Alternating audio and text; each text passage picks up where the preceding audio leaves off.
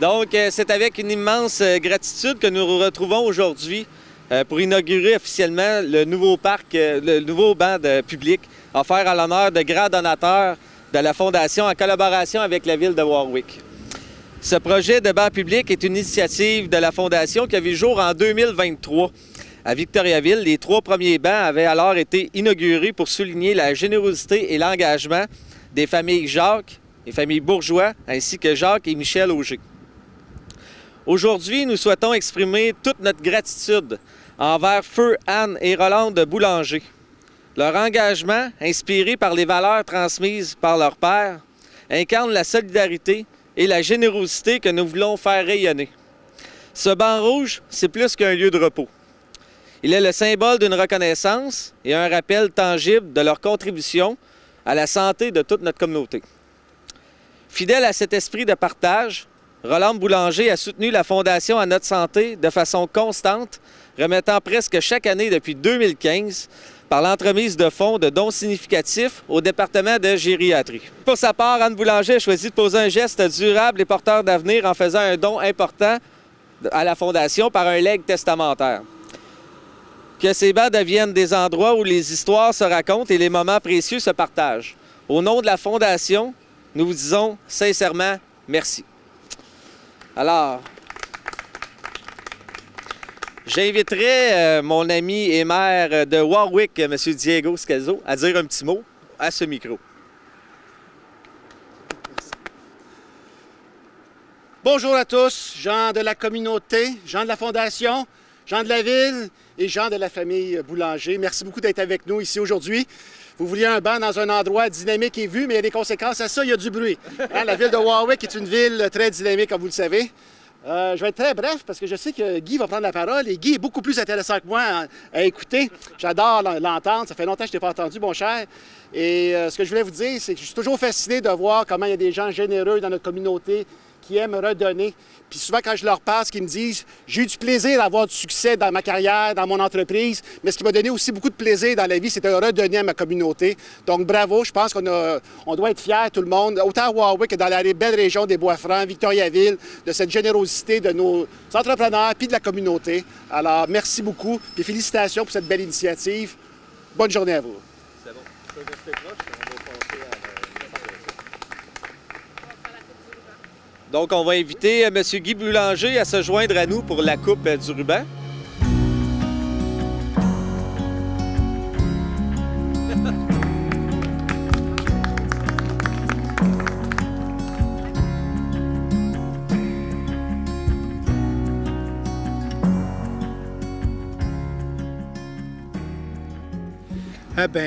Écoutez, bonjour tout le monde. Merci beaucoup d'être là. Un événement très, très spécial. Écoutez, l'inauguration d'un banc au nom de Anne et de Rolande Boulanger. Écoutez, c'est mes sœurs. Et puis, c'est bien. Et puis, merci à la Fondation de nous avoir contactés pour... Regardez ça, puis aussi à la famille, quand on a parlé du projet à la famille, tout le monde était bien d'accord, puis qu'on est tous ici. Puis on veut juste vous dire qu'écoutez, on est très en accord avec ce que Anne et Rolande ont fait.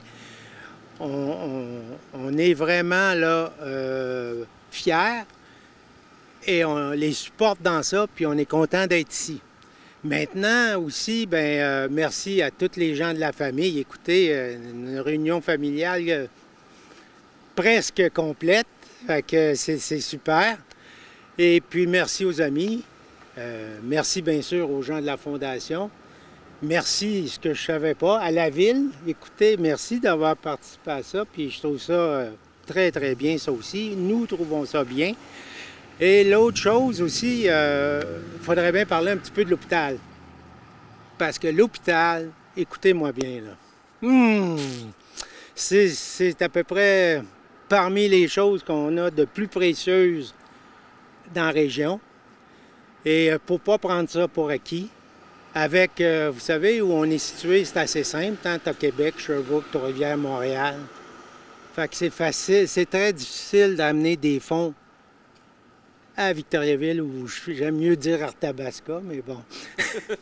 Et puis, l'autre chose, bien, ça prend la collaboration des citoyens, de la population.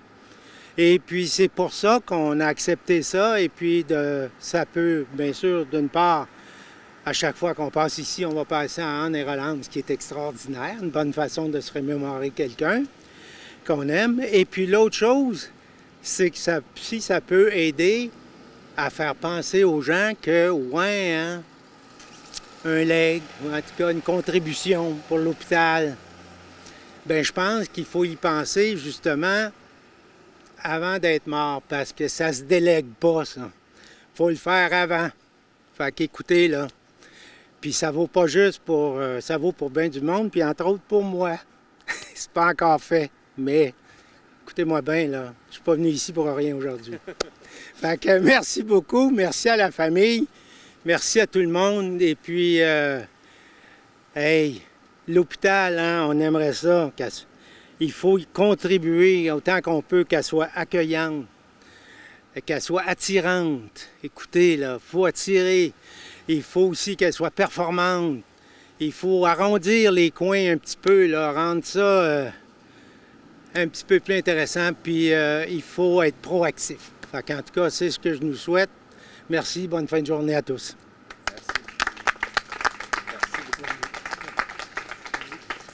Alors, merci beaucoup tout le monde de vous être déplacés. Je trouve ça vraiment le fun de voir toute la famille qui est là. Honnêtement, on a regardé rentrer les gens qui allaient être présents. Puis je pense qu'à chaque jour, on était surpris de voir que vous alliez être une belle famille réunie comme ça. Donc, merci d'avoir participé en grand nombre au nom de la Fondation.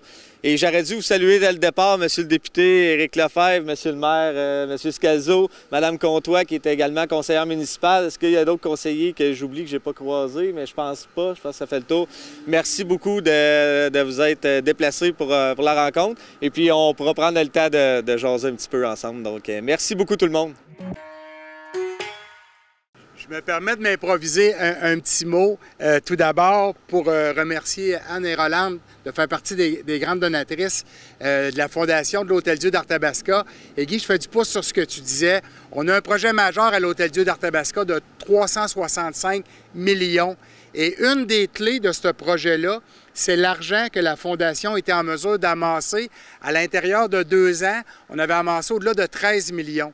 Et lorsque j'avais présenté le dossier à la ministre de la Santé, Danielle Mécan, et je lui parlais de la Fondation et du 13 millions qui avait été amassé dans la région, ça a été une des clés importantes qui a permis le projet majeur de 365 millions de l'Hôtel-Dieu d'Arthabasca.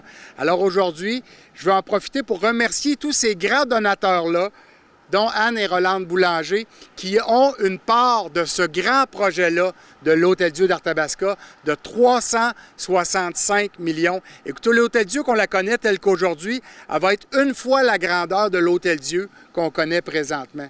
Du côté de l'urgence, ça va être fait de façon incroyable. Alors, grâce à des grands donateurs, à des gens de cœur, on a pu démontrer que la région, comme Guy le disait, tenait à son hôpital, tenait qu'on ait un hôpital à la hauteur de nos ambitions.